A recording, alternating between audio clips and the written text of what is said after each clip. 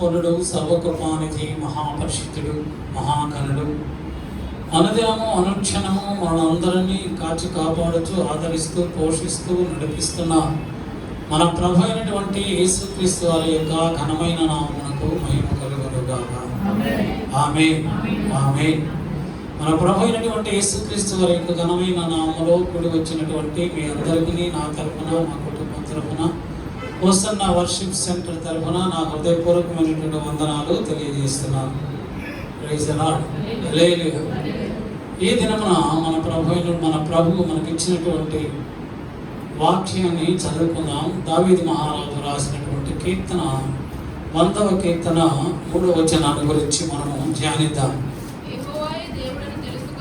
యెహోవాయే దేవుడని తెలుసుకొనుడి, ఆయనే మనల్ని పుట్టించును, మనము ఆయన వారము. చాలు. యెహోవాయే దేవుడని తెలుసుకొనుడి, ఆయనే మనలను పుట్టించెను, మనము ఆయన వారము. మనము తెలుసుకోవాలి. చాలా ప్రాముఖ్యమైన అంశం ఇది. మనం అందరం కూడా తెలుసుకోవాలి. మీరు తెలుసుకోవాలి, నేను కూడా తెలుసుకోవాలి, మనందరము తెలుసుకోవాలి.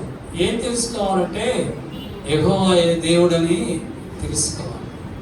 మనల్ని పుట్టించిన వాడు ఆయనేనని తెలుసుకోవాలి. మనం ఆయన వారమని తెలుసుకోవాలి. మనం ఆయన స్వాస్థవమని తెలుసుకోవాలి. మనం ఆయన బిడ్డలమని తెలుసుకోవాలి. మన దేవుడు ఆయనేనని తెలుసుకోవాలి. మన పుట్టించిన వాడు ఆయనే, మన సృజించిన వాడు ఆయనే. ఆయన గురించి మనము తెలుసుకోవాలి. ఆయన ఏమై ఉన్నాడు. నువ్వు అవమానములలో ఉన్నప్పుడు, నువ్వు నిందనలో ఉన్నప్పుడు, నిన్ను నీ అవమానముల నుంచి, నింద నుంచి విడిపించేవాడు ఆయనే అని నువ్వు తెలుసుకోవాలి. నీవు దుఃఖ సముద్రములో మునిగిపోయినప్పుడు ఆ దుఃఖములో నుంచి సంతోషములోనికి నడిపించేవాడు ఆయనేనని నీవు తెలుసుకోవాలి. నీవు కృంగిపోయినప్పుడు, నిరాశ నిస్పృహలతో ఉన్నప్పుడు నీ జీవితంలోనికి ఆశను కలిగించేవాడు ఆయనేనని నువ్వు తెలుసుకోవాలి. నీ చుట్టూ శత్రువులు అనేక మంది చుట్టుముట్టి నిన్ను బాధ పెడుతున్నప్పుడు ఆ బాధలలో నుంచి నీకు సంపూర్ణమైనటువంటి విడుదల దయచేసేవాడు నీ దేవుడైనటువంటి యెహోవా అని నువ్వు తెలుసుకోవాలి. మనమందరము తెలుసుకోవాలి. మన దేవుడు ఏమై ఉన్నాడో తెలుసుకోవాలి. అపోస్తలుడైన పౌలు కొరింథీయులకు రాసినటువంటి మొదటి పత్రిక 1వ అధ్యాయము 15వ వచనములో అంటున్నాడు, ఆయన అదృశ్య దేవుడై ఉండి సకల సృష్టికి ఆది సంభూతుడై ఉన్నాడు. ఆయన అదృశ్యమైన దేవుడై ఉండి ఈ లోకములో ఉన్న సకల సృష్టికి కూడా ఆది సంభూతుడై ఉన్నాడు. ఏలైనగా ఆకాశముందున్నవి గాని, భూమి యందున్నవి గాని, దృశ్యమైనవి గాని, అదృశ్యమైనవి గాని, అవి సింహాసనములైనను, ప్రభుత్వములైనను, అధికారులైనను, ప్రధానులైనను, అధికారములైనను, సర్వమును ఆయన యందు సృజింపబడెను, సర్వమును ఆయన ద్వారాను ఆయనను బట్టి సృజింపబడెను. ఆయన అదృశ్య దేవుడై ఉండి సకల సృష్టికి ఆది సంభూతుడై ఉన్నాడు అని మనం అందరము కూడా తెలుసుకోవాలి. ఈ లోకములో ఉన్న సమస్తము ఆయన ద్వారానే కలిగినది. ఆయనే సృష్టించాడు, ఆయన ద్వారానే కలిగినది అని నీవు తెలుసుకున్నప్పుడు, నీవు గ్రహించినప్పుడు నీ యొక్క ప్రతి అవసరత కొరకు ఆయన మీదనే నువ్వు ఆధారపడతావు. ఆయన సహాయం కొరకే నేను కూడా ఎదురు చూస్తాము. దర్యావేషు అంటున్నాడు, ఒక అన్య రాజు మన దేవుని గురించి చెప్తూ ఉన్నాడు. చదవండి, దానియేలు గ్రంథం 6వ అధ్యాయం 26-27 వచనాల్లో ఏమంటున్నాడు దర్యావేషు? చదవండి. దానియేలు గ్రంథం 6వ అధ్యాయం 26-27 వచనాలు.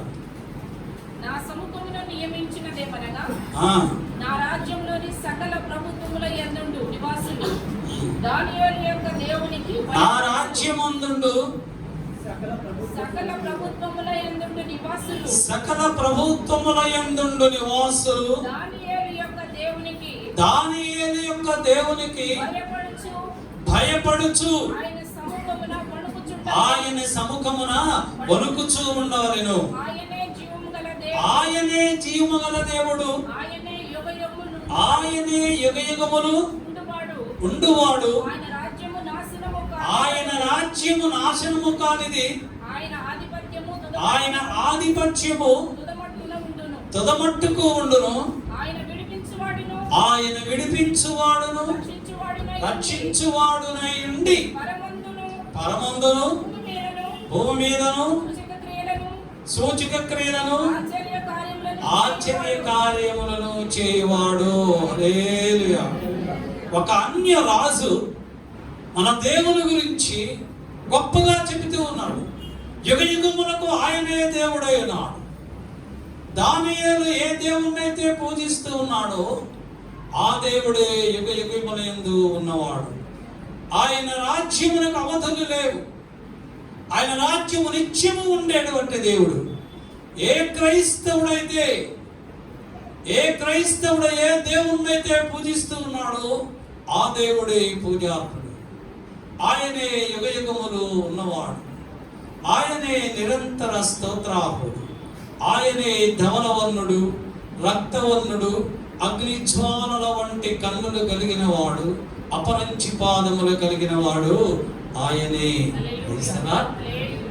నువ్వు ఆరాధిస్తున్నటువంటి దేవుడు, నీవు పూజిస్తున్నటువంటి దేవుడు, నీవు కొనియాడుతున్నటువంటి దేవుడు, నీవు సహాయము కొరకు ఎదురు చూస్తున్నటువంటి దేవుడు ఏమై ఉన్నాడో నీవు ఎరిగి ఉన్నట్లయితే ఆ దేవుణ్ణి నీవు బహు భయభక్తులు కలిగి జీవిస్తావు. నీ యొక్క ప్రతి అవసరతలో నువ్వు కుంగిపోవు. నీవు నిరాశ నిస్పృహలో నువ్వు కుంగిపోవు. ఎందుకనగా నీ దేవుడు నీకు తోడై ఉన్నాడు.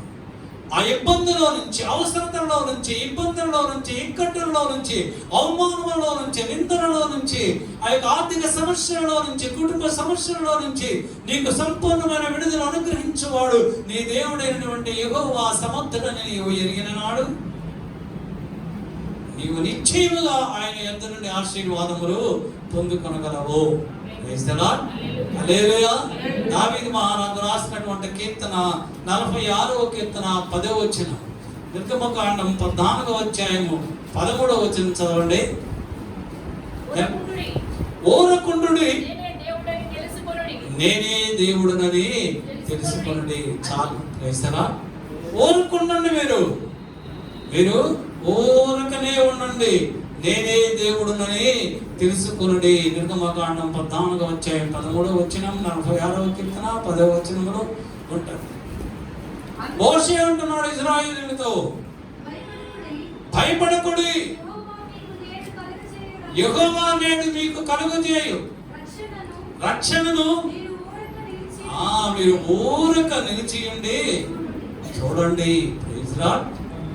ఇశ్రాయేలీయులు భయంకరమైనటువంటి శోధనలో ఉన్నారు, మరణ ఛాయలో ఉన్నారు, మరణ ప్రదేశములో ఉన్నారు, మరణంతో పోరాడుతూ ఉన్నారు. ఒకవైపున ఎర్ర సముద్రం ఉన్నది, మరొక వైపున ఐగుప్తీయులు మహాసైన్యముతో మహావేగముతో వస్తూ ఉన్నారు. ఏం చేయాలో దేవుని ప్రజలకు అర్థం కాలేదు. ఇశ్రాయేలీయులందరూ, దేవుని ప్రజలందరూ భయపడుతున్నారు. ఎటు చూసినా కూడా మృత్యువే ఉన్నది, ఎటు చూసినా మరణం ఉన్నది. ముందు శత్రువులు వస్తూ ఉన్నారు మహావేగముతో, బలమైనటువంటి అశ్వములతో, రథములతో ఐగుప్తీయులు వస్తూ ఉన్నారు. వెనుక వైపున ఎర్ర సముద్రం ఉన్నది. ఏమి చేయాలో దిక్కుతోచున్నటువంటి పరిస్థితిలో ఉన్నారు. దేవుడు మోషేతో చెప్తున్నాడు, మోషే నీ కర్ర నువ్వు పైకి ఎత్తు.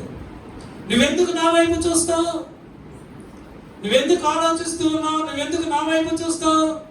నీ చేతిలో ఉన్నటువంటి కర్రను నువ్వు సముద్రం వైపు చాపు. దేవుని బిడ్డలారా, ఆ కర్రే మన ప్రార్థన ధూపం. ఆ కర్రే మోషే చేతిలో ఉన్న కర్రే నీ హృదయంలో ఉన్నటువంటి ప్రార్థన.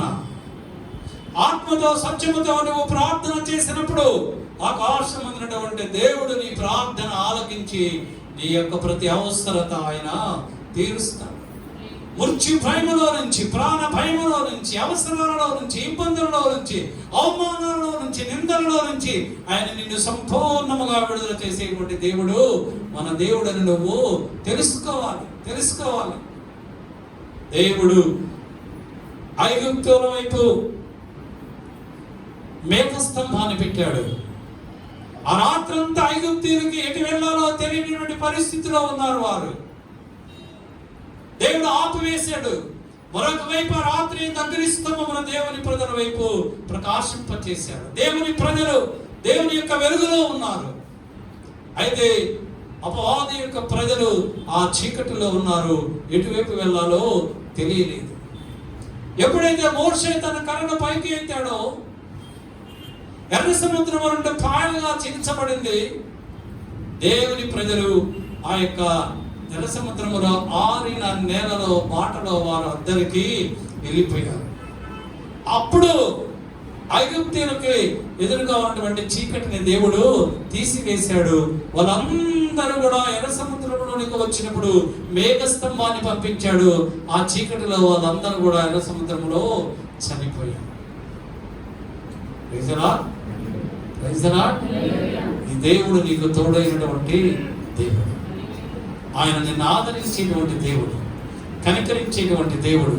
యోనా భక్తుడు అంటాడు, యోనా 4వ అధ్యాయము 2వ వచనములో, దేవా యెహోవా నీవు కరుణా వాత్సల్యము కలిగినటువంటి దేవుడవు, నీవు దీర్ఘశాంతము కలిగినటువంటి దేవుడవు, నీవు కనికరము కలిగినటువంటి దేవుడవు, నీవు జాలి కలిగినటువంటి దేవుడవు, అత్యంత కృపగల దేవుడు అయి ఉండి పశ్చాత్తాపడి కీడు చేయక మానదు అని నేను తెలుసుకుంటుని ప్రభువా. నాకు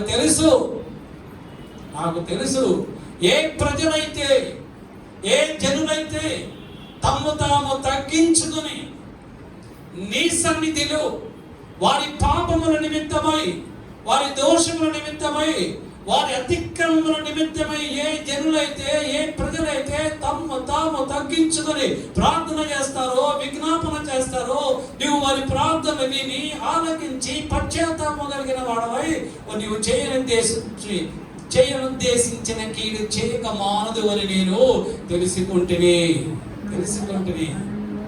దేవుడైన యెహోవా యోనాతో చెప్తున్నాడు, యోనా నువ్వు నినివే పట్టణానికి వెళ్ళి ఆ పట్టణం మధ్యలో నీవు నిలుచుండి 40 దినములలో ఈ పట్టణాన్ని ఈ దేవుడైన యెహోవా నశింపు చేయబోచున్నాడని అక్కడ ప్రకటన చేయి.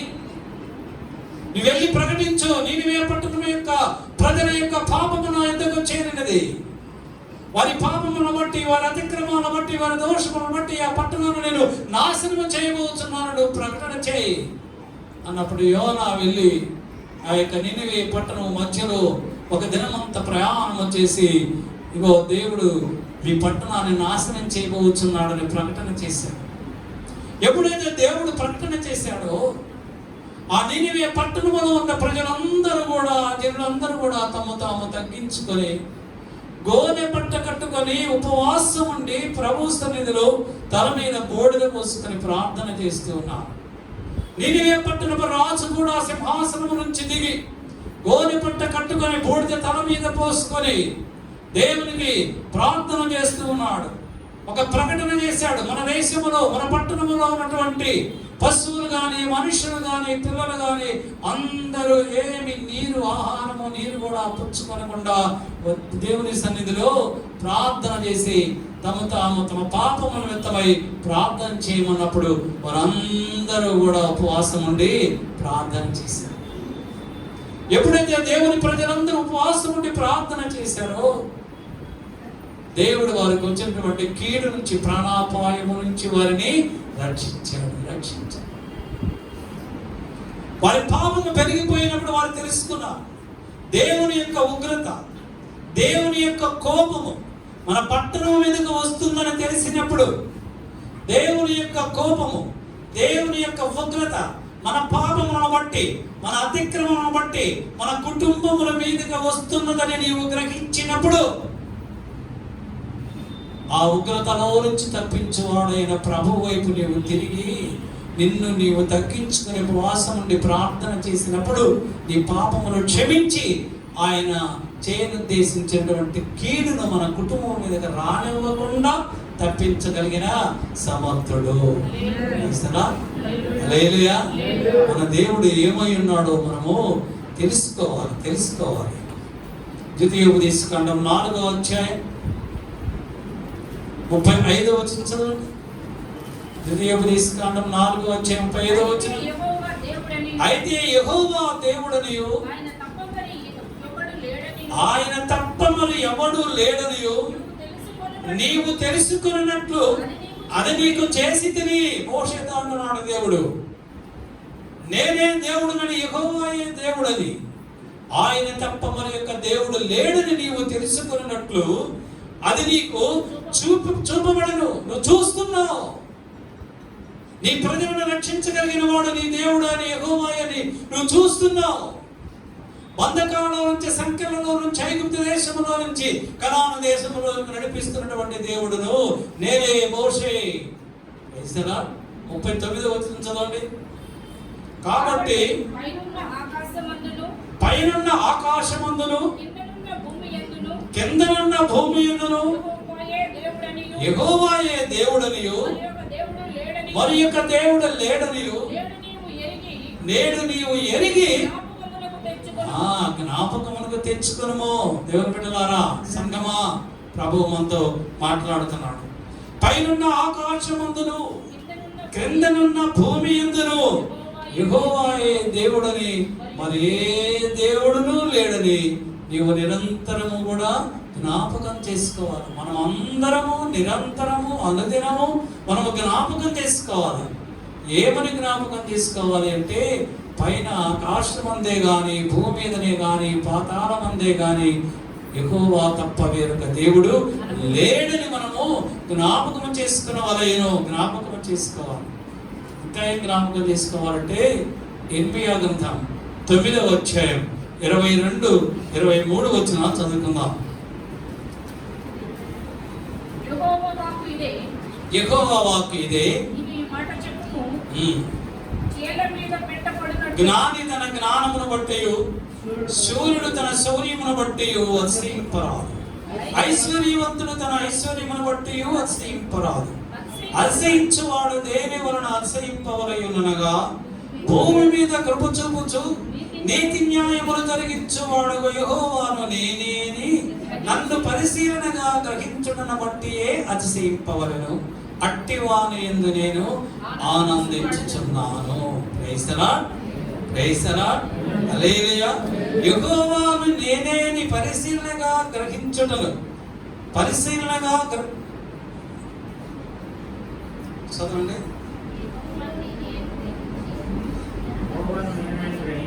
యెహోవాను నేనేని గ్రహించి నన్ను పరిశీలనగా తెలుసుకొనుటను బట్టి, ఎవరైతే నన్ను పరిశీలనగా తెలుసుకుంటారో వారిని బట్టి వారే అతిశయించాలి. శూరుడు తన శౌర్యమును బట్టి అతిశయింపకూడదు. జ్ఞానవంతుడు నేను మహాజ్ఞానినని అతిశయింపకూడదు. ఐశ్వర్యవంతుడు తన ఐశ్వర్యమును బట్టి కూడా అతిశయింపకూడదు. మనకున్నటువంటి ఐశ్వర్యమును చూసుకొని, మనకున్నటువంటి హోదాను చూసుకొని, మనకున్నటువంటి పరపతిని చూసుకొని మనము అతిశయపడకూడదు. నేను తెలియగలవాడనని, నాకంటే తెలియగలిగిన వాడు లేడని, నేను గొప్ప ఉద్యోగం చేస్తున్నానని, నా జ్ఞానమును బట్టి గొప్ప వ్యాపారాలు చేస్తున్నానని, నా తెలివితేటలను బట్టి నేను ఐఏఎస్ ఆఫీసర్ని అయ్యానని, లేకపోతే మరేదో గొప్ప వ్యక్తిని అయ్యానని, నాకు ఉన్న సంపద అంతటిని నా జ్ఞానమును బట్టి నేను సంపాదించుకున్నానని నీవు అతిశయపడకూడదు. దేనిని బట్టి నువ్వు అతిశయపడాలి? దేనిని బట్టి అతిశయపడాలి? నీకు ఎవరైతే జ్ఞానమునిచ్చాడో వానిని బట్టి నువ్వు అతిశయపడాలి. నీకు ఎవరైతే బలమునిచ్చాడో, ఆరోగ్యమునిచ్చాడో, ఐశ్వర్యమునిచ్చాడో వారిని బట్టి నువ్వు అతిశయపడాలి. నీకు ఇచ్చినటువంటి హోదాని, సంపదను ఎవరైతే ఇచ్చారో వారిని బట్టి నువ్వు అతిశయపడాలి. నీకు ఆ హోదా, ఐశ్వర్యము, ఘనత ఇచ్చింది నీ దేవుడైనా యెహోవాయే. నా దేవుడు నన్ను ఘనపరిచాడు. నా దేవుడిచ్చినటువంటి జ్ఞానమును బట్టి, నా దేవుడిచ్చినటువంటి తెలివితేటలను బట్టి, నా దేవుడిచ్చినటువంటి ఆరోగ్యమును బట్టి మాత్రమే నేను జీవిస్తున్నాను కానీ నా యొక్క శక్తి, నా యొక్క బలము, నా యొక్క జ్ఞానము కాదు అని ఆయనను మాత్రమే నువ్వు కనపరచాలి. ఈ లోకములో నీతి న్యాయములు జరిగించేవాడు ఆయనే, నీతి మార్గములో నడిపించేవాడు ఆయనే, యథార్థమైనటువంటి మార్గములో నడిపించేవాడు ఆయనే, నీకు పరిశుద్ధతనిచ్చేవాడు ఆయనే, పరిశుద్ధమైనటువంటి మార్గములో నడిపించేవాడు ఆయనే. ఆ ప్రభువు నిన్ను నడిపించకపోతే, ఆ ప్రభువు నిన్ను నీతి మార్గములో నడిపించకపోతే, ఆ ప్రభువు నిన్ను పరిశుద్ధమైనటువంటి మార్గములో నడిపించకపోతే నీవెప్పుడో లోకములో పడిపోయి, లోకాశలో పడిపోయి అపవాదికి నువ్వు బానిసగా మారిపోయి ఉండేవాడివి. ఆయన నీకు తోడై ఉండి ఆయన నిన్ను నన్ను నడిపిస్తున్నాడు కనుక మనము పరిశుద్ధమైనటువంటి మార్గములో నడుస్తున్నాము. ఆయన ఈ దినమును మిమ్మల్ని మందిరమునకు పంపించకపోతే, ఆయన మీకు తోడుగా ఉండి మీకు మిమ్మల్ని ప్రేరేపించకపోతే మీరు మందిరమునకు వచ్చేవారే కాదు. హల్లెలూయా. ఆయన మిమ్మల్ని ప్రేరేపిస్తున్నాడు కనుక, పురికొల్పుతున్నాడు కనుక నా మందిరమునకు వెళ్ళండి, మీరు నన్ను ఆరాధించండి, ఆయన మిమ్మల్ని ప్రేరేపిస్తున్నాడు కనుక మీరు మందిరమునకు వచ్చారు. నిజముగా ఆయన ప్రేరేపించకపోతే, ఆయన మిమ్మల్ని పురికొల్పకపోతే మీరు మందిరమునకు రారు. అపవాది ఏదో ఒక పని మీకు ఏర్పాటు చేస్తారు. అపవాది ఏదో ఒక పని మీకు పెట్టి మందిరమునకు రాకుండా చేస్తారు. దేవుని మందిరానికి వస్తే ఆటో ఛార్జీలు అయిపోతాయని కూడా రాని వాళ్ళు చాలా మంది ఉన్నారు. మీకు తెలుసా? దేవుడు వారిని ప్రేరేపించిన ఆటోలో దేవుని మందిరానికి వెళ్తే 100 రూపాయలు 200 రూపాయలు అవుతాయి. 4 వారాలకి 1000 రూపాయలు ఖర్చు అవుతాయి. ఎందుకు? ఆ 1000 రూపాయలు కూడా ఆదా చేసుకుందామని, దేనికో దాన్ని పనికొస్తాయిలే, కూరగాయలకు పాలకు దేనికొని మందిరంలోకి రాని వాళ్ళు కూడా ఉన్నారు. అటువంటి వారిని దేవుడు ప్రేరేపించడు. నీ యొక్క ఆలోచన బట్టి, నీ తలంపులను బట్టి, నీ ఉద్దేశమును బట్టి, నీ మనస్సును బట్టే దేవుడు నిన్ను ప్రేరేపిస్తాడు. ఈ ఆలోచన, నేను నా దేవుని మందిరంలోకి వెళ్ళాలనేటువంటి ఆలోచన, తృష్ణ, ఆశ నీకుంటే ఆటంకములన్నింటినీ ప్రభువు తీసివేస్తాడు. ఆటంకాలన్నీ ప్రభు తీసివేసి, నా కుమారి, నా కుమారుడా, నువ్వు నా మందిరములకు వెళ్ళి నా వాక్యమును నువ్వు విని ఆ వాక్యము చేత నువ్వు ఆశీర్వదింపబడు అని పంపిస్తాడు. నువ్వు మందిరానికి రావడం లేదంటే నీ ఆలోచనలో దేవుని మందిరానికి వెళ్ళాలనేటువంటి ఆలోచనే నీకు లేదు, నీ మనస్సులో లేదు, నీ తలంపులో లేదు. ఎక్కడో దేని గురించో నువ్వు ఆలోచిస్తున్నావు, లోక సంబంధమైనటువంటి దాని గురించి ఆలోచిస్తున్నావు. అందుకే ప్రభు అంటున్నాడు, నా కుమారి, నా కుమారుడా, నువ్వేం ఆలోచించుకుంటున్నావో దానిని నువ్వు ఆలోచించుకో. నువ్వేం ఆలోచించుకుంటున్నావు దానిని నువ్వు ఆలోచించుకో. నువ్వు ఎక్కడికి వెళ్ళాలనుకుంటున్నావో అక్కడికి నువ్వు వెళ్ళు. నువ్వు ఎక్కడికి వెళ్తున్నావో, దేని కొరకు వెళ్తున్నావో, ఎవరి కొరకు వెళ్తున్నావో, ఎక్కడికి వెళ్తున్నావో వాళ్ళే నీకు కావలసిన ఆశీర్వాదములు, దీవెనలు వాళ్ళే ఇస్తారులే, నువ్వు వెళ్ళని వారిని పంపించేస్తూ ఉన్నాడు. దేవుని బిడ్డలమైన మనము ఎక్కడ ఉన్నా గమనించండి, ఎక్కడ ఉన్నా ఆదివారం పునరుత్థాన దినమందు నువ్వు మందిరమునకు వెళ్ళాలి. విశాఖపట్నంలో ఉన్నా, మధురవాడలో ఉన్నా, లేకపోతే విజయవాడలో ఉన్నా, లేకపోతే హైదరాబాద్లో ఉన్నా, ఇంకెక్కడ వేరే దేశంలో ఉన్నా, పునరుద్ధాన దినం ముందు నీవు దేవుని మందిరములకు వెళ్ళాలి, దేవుని సన్నిధిలో ఆరాధన చేయాలి, దేవుని వాక్యమును నువ్వు వినాలి. అప్పుడు దేవుడు నీ కుటుంబాన్ని ఆశీర్వదిస్తాడు. దేనిని బట్టి మనం అతిశయించాలి? మన ప్రభువుని బట్టే మనము అతిశయించాలని మనము తెలుసుకోవాలి. దానియేలు గ్రంథం 4వ అధ్యాయం 37వ వచనం చదవండి. దానియేలు గ్రంథం 4వ అధ్యాయం 37వ వచనం చదవండి. నెబుకద్నెజరును నేను పరలోకపు రాజు యొక్క కార్యములన్నీయు, పరలోక రాజ్యము యొక్క కార్యములన్నీయు సత్యములను, సత్యములను ఆయన మార్గములు న్యాయములను న్యాయములు యున్నవనియు, ఉన్నవనియు గర్వముతో నటించు వారిని ఆయన అనపశక్తుడనియు ఆయనను స్తుతించుచు కొనియాడుచు కనపరుచుచున్నాను. హల్లెలూయా, హల్లెలూయా. నెబుకద్నెజరు ఎప్పుడు తెలుసుకున్నాడు దేవుణ్ణి? నెబుకద్నెజరుని దేవుడు ఏర్పాటు చేసుకున్నాడు. ఒక చోట బైబిల్లో రాయబడుతుంది, మరొక చోట దేవుడైన యెహోవా అంటున్నాడు, నెబుకద్నెజరు నా సేవకుడు అన్నాడు.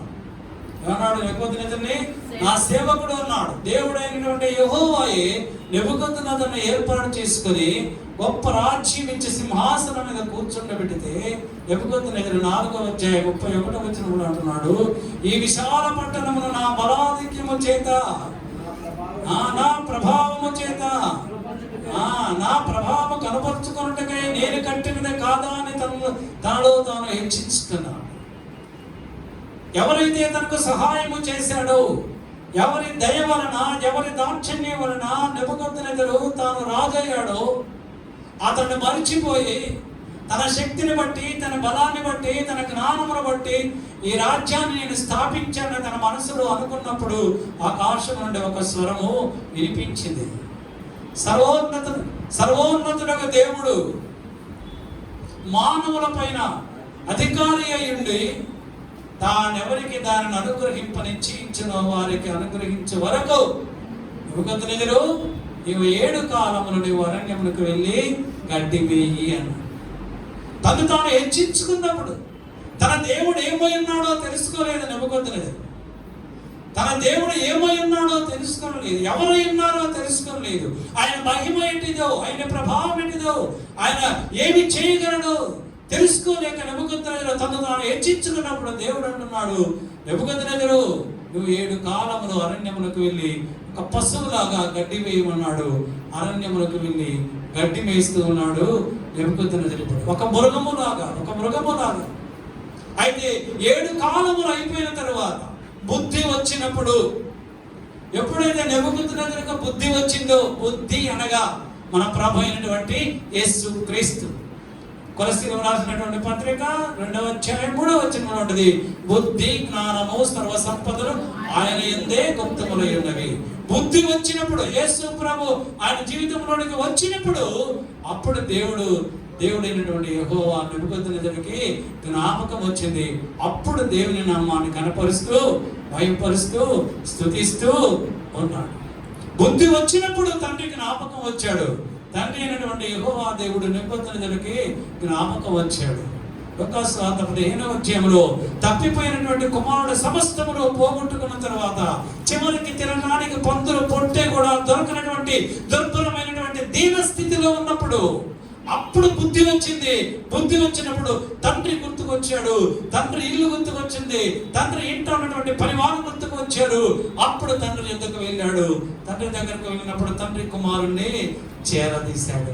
క్రైస్తవా, నువ్వు కృంగిపోయినప్పుడు, నువ్వు నిరాదరణలో గురి అయినప్పుడు, నిస్పృహలో ఉన్నప్పుడు నువ్వు వెళ్ళవలసినది నీ దేవుడైనటువంటి ప్రభు దగ్గరికి వెళ్ళి ఆయన నిన్ను ఆదరిస్తాడు. నిన్ను ఆదరించేవాడు ఆయనే. నీ ఎడల ప్రేమ చూపేవాడు ఆయనే. నీ ఎడల జాలి చూపేవాడు ఆయన. నువ్వు ఆయన దగ్గరికి వెళ్తే ఆదరిస్తాడు ఆయన. ఈ లోకంలో ఉన్న మనుషులు నిన్ను ఎవరు కూడా ఆదరించరు. ఈ లోకంలో ఉన్న మనుషుల సహాయము వ్యర్థము. దేవుని యొక్క సహాయము శాశ్వత కాలము కూడా నీతో ఉంటుంది. క్రైస్తవా, హల్లెలూయా. ద్వితీయోపదేశకాండం 32వ అధ్యాయం 39వ వచనం చదువుకున్నాం.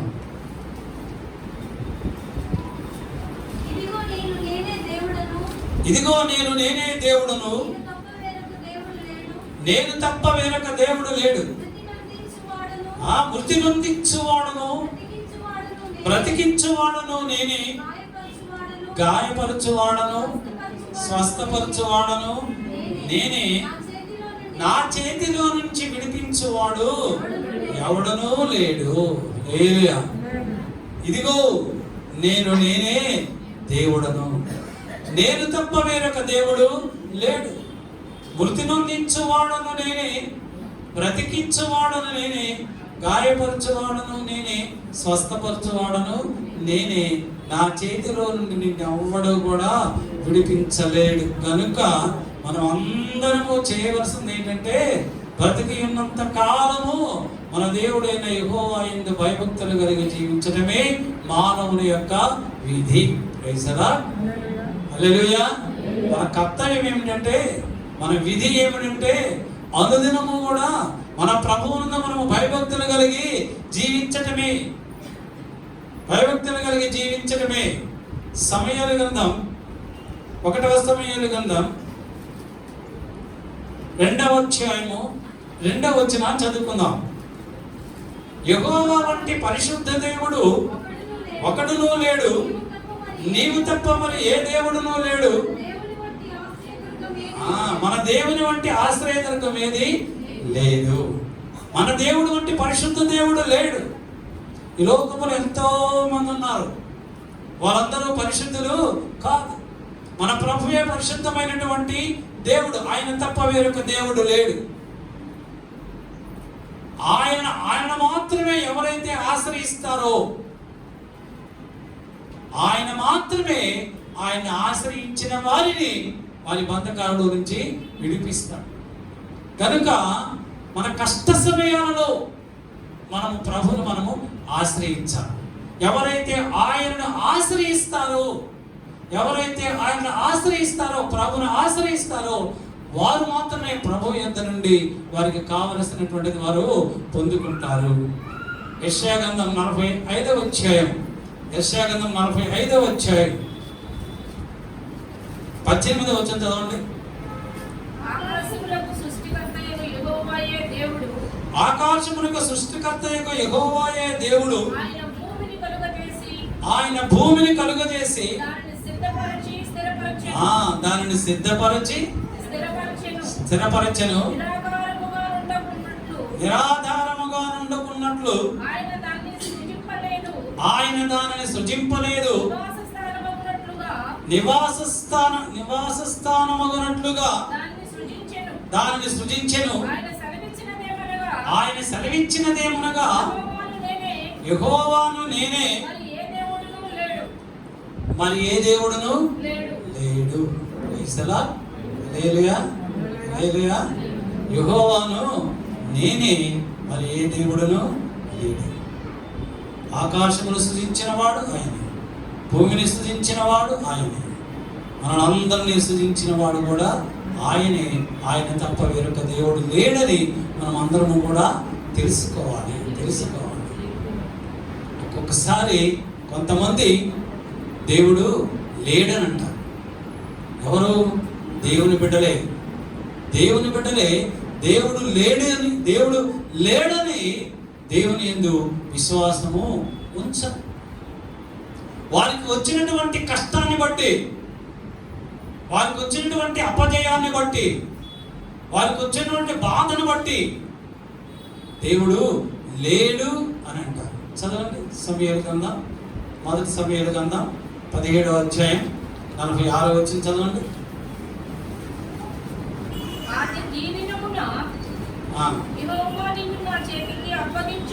ఇశ్రాయేలీయులలో దేవుడున్నాడని లోక నివాసులు అందరూ తెలుసుకున్నట్లు నేను ఈ దినమున ఫిలిష్తీయుల యొక్క కళేబరములను, ఆకాశ పక్షులను, భూమృగములకును ఎత్తును. ఎవరన్నారు ఈ మాట? దావీదు అంటున్నాడు. దావీదు గొలియాతుతో అంటున్నాడు. ఇశ్రాయేలీయులు అందరూ కూడా వింటున్నారా లేదా? అందరూ వింటున్నాడు. ఏమంటున్నాడు?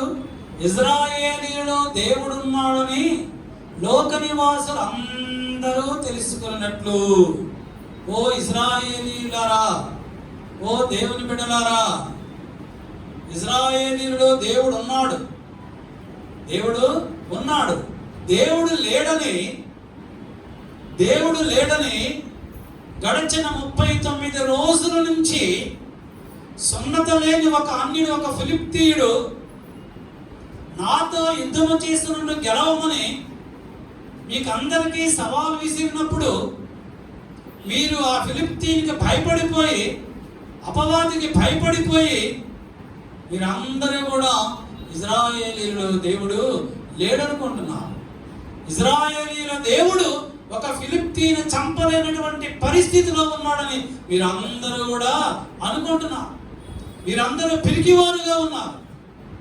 మీరు నమ్ముకున్నటువంటి దేవుడు ఎవరో మీరు తెలియనటువంటి పరిస్థితిలో ఉన్నారు.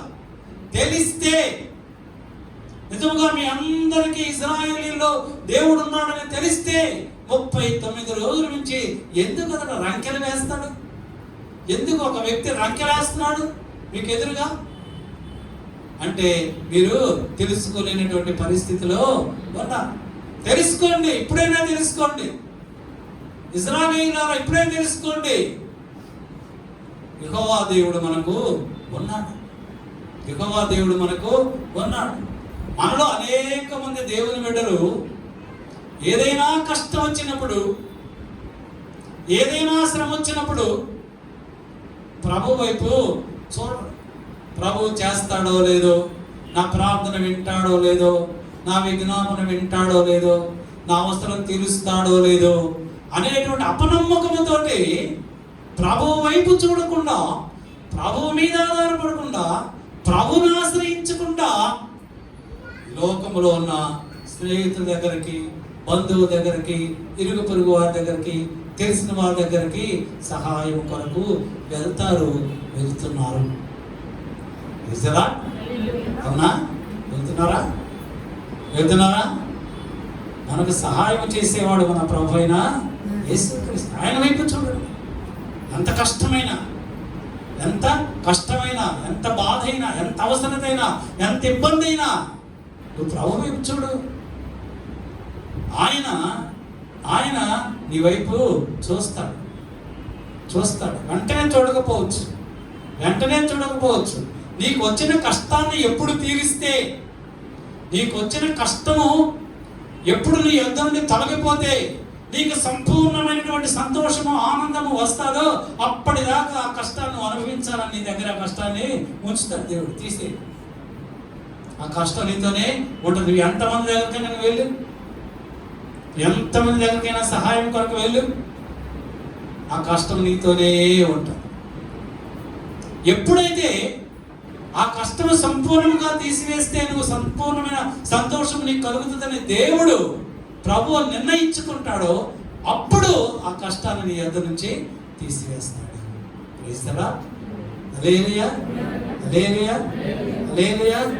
కనుక మనం ఆదుకునేటువంటి దేవుడు మన ప్రభు అయినటువంటి యేసుక్రీస్తుని నువ్వు నేను కూడా తెలుసుకోవాలి. ఎంత కష్టమైనా తెలుసుకోవాలి, ఎంత బాధ అయినా తెలుసుకోవాలి, నువ్వు ఎంత కృంగిపోతున్నా కూడా తెలుసుకోవాలి. అది తెలుసుకోకుండా వేరే దానిని నువ్వు తెలుసుకుంటే దానివల్ల ప్రయోజనం ఏమీ కూడా లేదు. లేదయ్యా. 2వ రాజుల గ్రంథం 19వ అధ్యాయం 19వ వచనం చదవండి.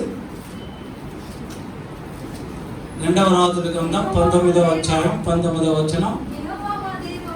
యెహోవా మా దేవా, ఆ లోకమందున్న సమస్త జనులు నీవే నిజముగా అద్వితీయ దేవుడు అయి ఉన్నావని, యెహోవావని తెలుసుకున్నట్లుగా అతని చేతిలో నుండి మమ్మును రక్షించుము. హిజ్కియా, రాజైనటువంటి హిజ్కియా ప్రభు సన్నిధిలో ప్రార్థన చేస్తున్నాడు. ఏమని ప్రార్థన చేస్తున్నాడు? యెహోవా మా దేవా, లోకముందున్న సమస్త జనులు, ఈ లోకములో ఉన్నటువంటి సమస్త జనులు నీవే దేవుడు అని, నీవే నిజముగా అద్వితీయ దేవుడు అయిన యెహోవా అని తెలుసుకున్నట్లుగా మమ్మను అతని చేతిలో నుంచి మమ్మను రక్షించు, అతని చేతిలో నుండి మమ్మను రక్షించు అని హిజ్కియా ప్రార్థన చేస్తున్నాడు. ఎవరి చేతిలో నుండి రక్షించమని చెప్పండి. మీరు ఇంతమంది నాకు బైబిల్ చదివారు. ఎవరి చేతిలో నుండి? అశ్షూరు రాజు చేతిలో నుంచి విడిపించి. అశ్షూరు రాజు మహాబలాఢ్యుడై గొప్ప సైన్యముతో యుద్ధానికి వచ్చి మమ్మల్ని తృణీకరించాడు. మమ్మల్ని మాత్రమే కాదు కానీ దేవా యెహోవా నీ నామమును తృణీకరించాడు. మీ దేవుడైన యెహోవా మీకు ఏ సహాయము చేయలేడు. మీ దేవుడైనటువంటి యెహోవా మమ్మల్ని జయించలేడు.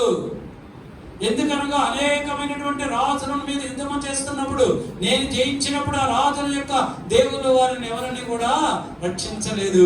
నీ దేవుడైన యెహోవా కూడా నిన్ను రక్షింపలేడు అని దేవా యెహోవా నిన్ను కూడా నీ నామమును దూషిస్తూ ఉన్నారు, మమ్మల్ని దూషిస్తూ ఉన్నారు. కనుక నీవే నిజమైనటువంటి దేవుడు అని ఈ లోకములో ఉన్న జనులందరూ తెలుసుకున్నట్లుగా ఆ యొక్క అశూర్ రాజు చేతిలో నుంచి మమ్మల్ని రక్షించు అని దేవుడైన యెహోవాకి ప్రార్థన చేశారు. హిజ్కియా దగ్గర ఉన్నటువంటి సైన్యాధిపతులు, మంత్రులు అందరూ కూడా అశూర్ రాజుకు భయపడిపోయి సంధి చేసుకో అతనికి బంగారములు వజ్రాలు కానుకలు ఇవ్వమని హిజ్కియా రాజుని వారు కోరారు. అయితే హిజ్కియా వారి మాటలను వినలేదు, తన మంత్రుల మాటలు వినలేదు, సైన్యాధిపతుల మాటలు వినలేదు. నా దేవుడైన యెహోవా సమస్తమును చేయగలడు, నన్ను రక్షించుటకు సమర్థత కలిగిన వాడు. చదవండి తర్వాత 35 వచనం, 19వ అధ్యాయం 35వ వచనం. ఆ రాత్రి యెహోవా దూత బయలుదేరి అష్షూరు వారి దండుపేటలో వచ్చి 185,000 మందిని హతము చేసెను. హల్లెలూయా. హిజ్కియా యథార్థముగా ప్రవర్తించి యెహోవా దృష్టికి యథార్థముగా ప్రవర్తించిన వాడు కనుక హిజ్కియా ప్రార్థన చేసిన వెంటనే దేవాది దేవుడైనటువంటి యెహోవా దేవుడు హిజ్కియా ప్రార్థన ఆలకించి ఆ రాత్రి తన యొక్క దూతను పంపించి 185,000 మంది అష్షూరు రాజు యొక్క సైనికుల్ని చంపివేశాడు. తెల్లవారితే సైన్యం అంతా కూడా చనిపోయి ఉన్నది. మనకి జయమిచ్చేవాడు మన ప్రభు అయిన యేసుక్రీస్తు. మనకి జయమిచ్చేవాడు ఎవడు? మన ప్రభు అయిన యేసుక్రీస్తు. మత్తయి సువార్త 4వ అధ్యాయంలో అపవాది యేసు ప్రభువుని శోధించినప్పుడు యేసు ప్రభు అపవాదిని జయించాడు. యేసు ప్రభు కలవరి శిలువలో తాను శిరోమరణమును పొంది అపవాదిని జయించాడు. అపవాదిని జయించగలిగినటువంటి శక్తి కలిగినటువంటి దేవుడు మన ప్రభు అయినటువంటి యేసుక్రీస్తు. నువ్వు ఆయన ఆశ్రయిస్తే, నువ్వు ఆయన విజ్ఞాపన చేస్తే, ఆయన సన్నిధిలో కన్నీరు కారుస్తే, ఉపవాసం ఉండి ప్రార్థన చేస్తే ఆయనకు అసాధ్యమైనది ఏమీ లేదు. నీకు సమస్తమును సాధ్యమే. ఆయనకు అసాధ్యమైనది ఏమీ లేదు. నీకు సమస్తమును సాధ్యమే. ఆయన నీకు అనుగ్రహించేటువంటి దేవుడు. అది ఎంతటి భయంకరమైన సమస్య అయినా సరే, అది నీ ఉద్యోగమైనా కావచ్చు, వివాహమైనా కావచ్చు, ప్రమోషన్ అయినా కావచ్చు, వ్యాపారమైనా కావచ్చు, అది ఏదైనాను సరే దానిని ప్రభువు మీకు సంపూర్ణముగా అనుగ్రహిస్తాడు. ఎప్పుడంటే ఆయన వైపు నువ్వు చూసినప్పుడు. ఆయన వైపు నువ్వు చూడాలంటే ఆయన ఎవరో నువ్వు తెలుసుకోవాలి. 2వ దినవృత్తాంతముల గ్రంథం 33వ అధ్యాయం 13వ వచనాన్ని చదువుకుందాం.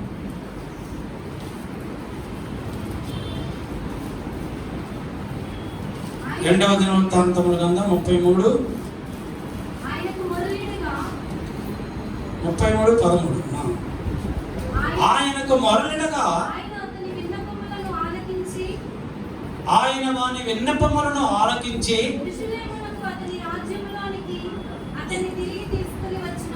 యెరూషలేమునకు అతని రాజ్యములోనికి అతని తిరిగి తీసుకొని వచ్చినప్పుడు యెహోవా దేవుడై ఉన్నాడని మనిషే తెలుసుకొనెను. హల్లెలూయా. మనిషి తెలుసుకున్నాడు. ఎవరి మనిషి అంటే హిజ్కియా యొక్క మనముడు. అయితే హిజ్కియా యెహోవా దృష్టికి యథార్థముగా ప్రవర్తించినట్లుగా మనష్షే తన దేవుడైనటువంటి యెహోవా దృష్టికి యథార్థముగా ప్రవర్తించలేదు. బాగా గమనించండి, దేవునికి యథార్థముగా ప్రవర్తించలేదు, దేవుని యందు భయభక్తులు కలిగి ప్రవర్తించలేదు, విగ్రహారాధన చేశాడు. దేవుని యొక్క మందిరములలో బలిపీఠములను కట్టించి అన్య దేవతలకు బలులు అర్పింపజేశాడు మనుష్యే తన కుమారులను అగ్ని మీదుగా నడిపించాడు. అన్యుల విగ్రహారాధికులు నడిపించినట్లుగా మనుష్యే తన కుమారులను అగ్ని కనుమల మీదుగా నడిపించాడు. దేవునికి హేయమైనటువంటి క్రియలన్నీ చేశాడు. దేవుడు మనుష్య చేసినటువంటి క్రియలన్నింటినీ చూసి మహాకోపము కలిగిన వాడై బబులోను రాజుని ప్రేరేపించి మనుష్య మీదకి యుద్ధానికి వచ్చినప్పుడు బబులోను రాజు మనుష్యను బంధించి గొలుసుల చేత బంధించి ముక్కుకు గొలుసులు కట్టి బంధించి బబులోనుకు తీసుకొని వెళ్ళిపోయారు. దేవునికి ఇష్టమైన కార్యములు మనం చేయకపోతే, దేవునికి వ్యతిరేక్తమైనటువంటి కార్యములు మనము చేస్తే, దేవునికి అయిష్టమైన కార్యములు మనము చేస్తే, దేవుని దృష్టికి హేయమైన కార్యములు మనము చేస్తే, దేవుని దృష్టికి అపవిత్రమైన కార్యములు మనము చేస్తే, అపరిశుద్ధమైన కార్యములు మనము చేస్తే, దేవుడు మనల్ని ఎవరికి అప్పచెప్తాడు? సైతానికి అప్పచెప్తాడు, చెరసాలకు అప్పచెప్తాడు, కష్టాలకు అప్పచెప్తాడు, బాధలకు అప్పచెప్తాడు, శోధనల చేత మమ్మల్ని కలిగింపజేస్తాడు. మనిషి ఇప్పుడు ఎక్కడ ఉన్నాడు? బబులోను రాజు తీసుకుని వెళ్ళిపోయాడు. ముక్కుకి గాలం వేశారు, గొలుసులతో బంధించి బబులోను తీసుకుని వెళ్ళిపోయి చెరసాలలో వేశారు.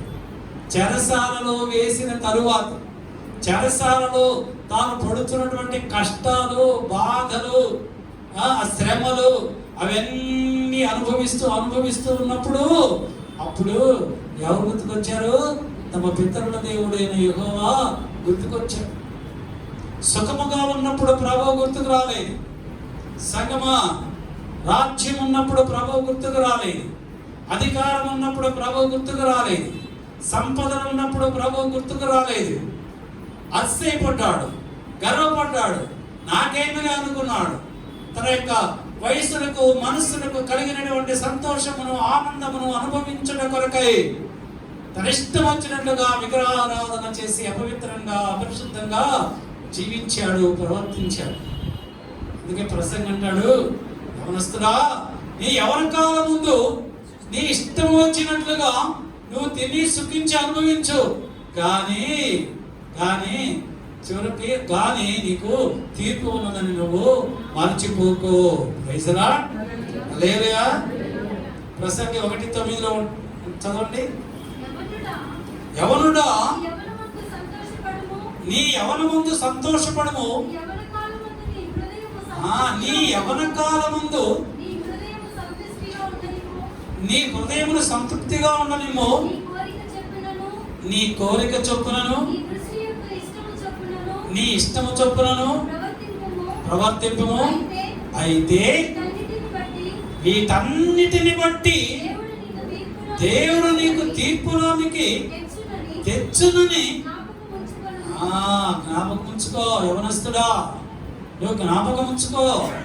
యవన కాలంలో నీ ఇష్టం వచ్చినట్టు తిరుగు, నీ ఇష్టం వచ్చినట్టు చేయి, సుఖించుకో. నీ ఇష్టం వచ్చినట్టు చేద్దాం అనుకుంటున్నావు, కానీ వీటన్నిటిని బట్టి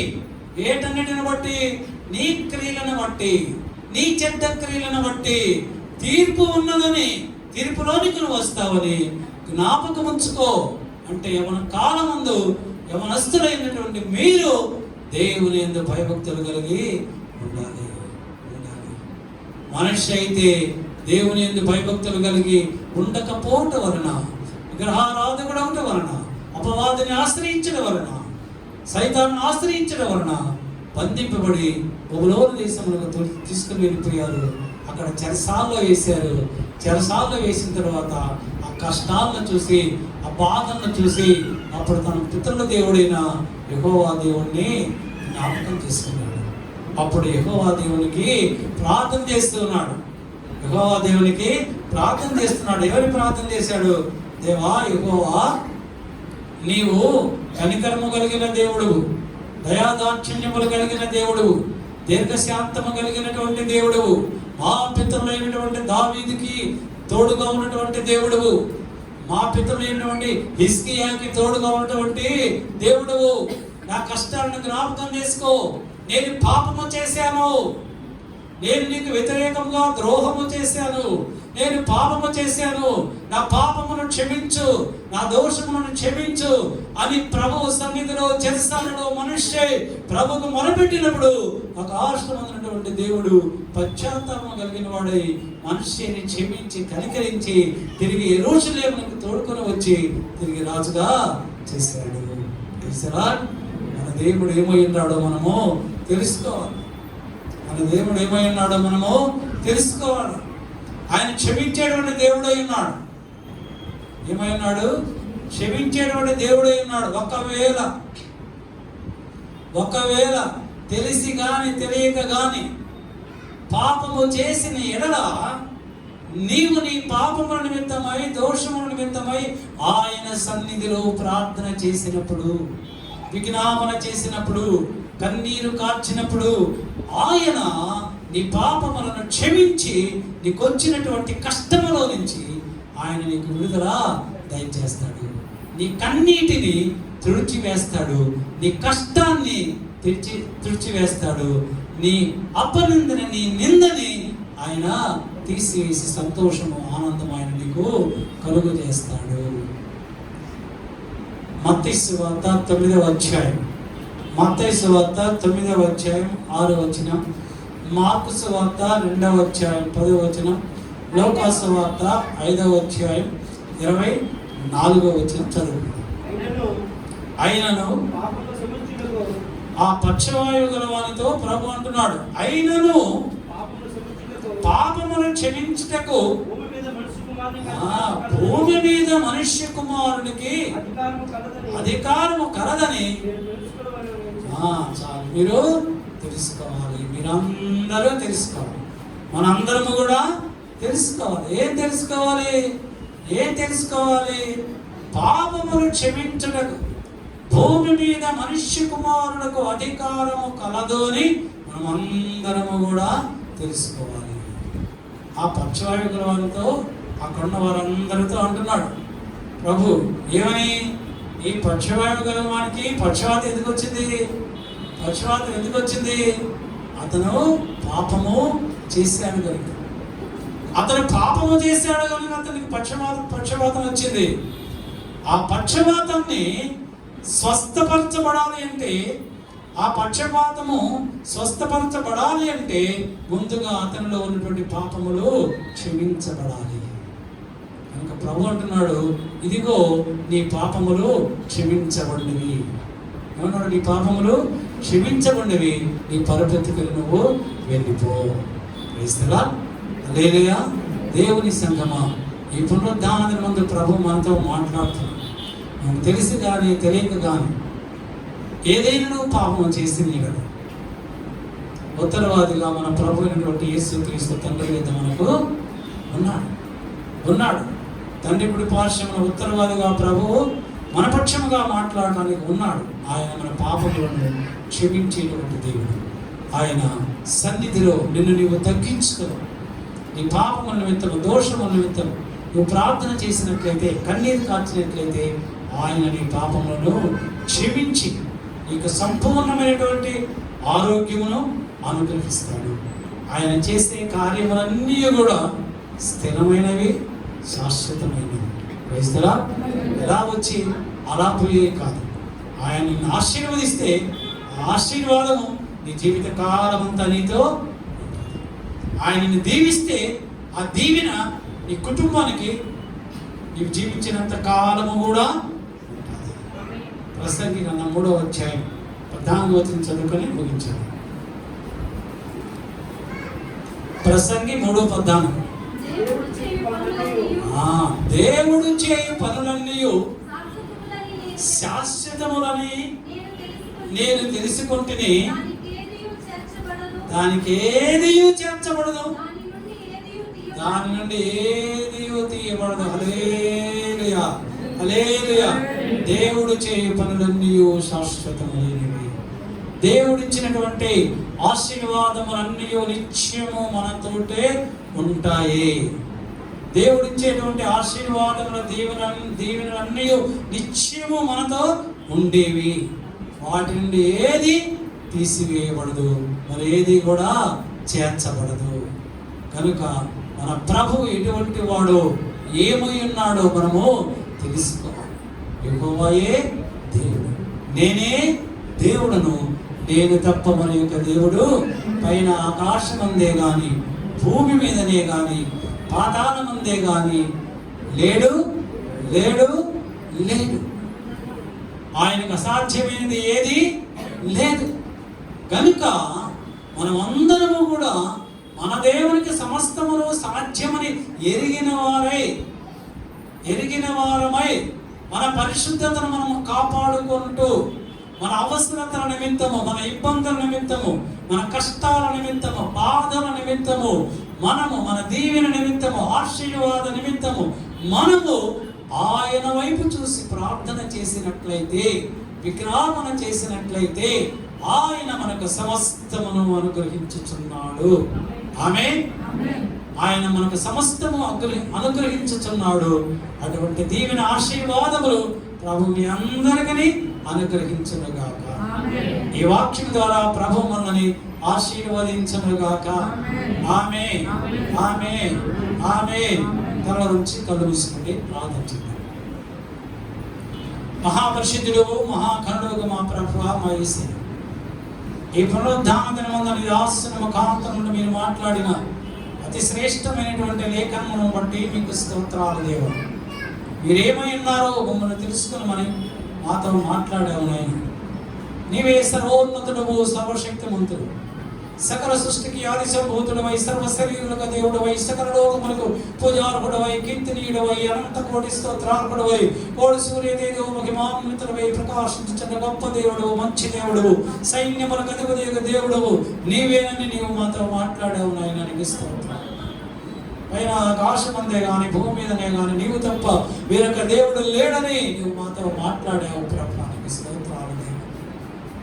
నీవు మాట్లాడినటువంటి ప్రతి లేఖనమును మా హృదయములో భద్రపరుచుకున్న లేఖనము ప్రకారం జీవించేటువంటి శ్రేష్టమైనటువంటి కృప మాకు అనుగ్రహించి మీరే సకల ఘనత, మహిమ, ప్రభావములు పొందుకునమని యేసు క్రీస్తు వారి శ్రేష్టమైన నామమును బట్టి అడుగుతూ వేడుకను పొంది ఉన్నాం మా పరలోకపు పరమ తండ్రి.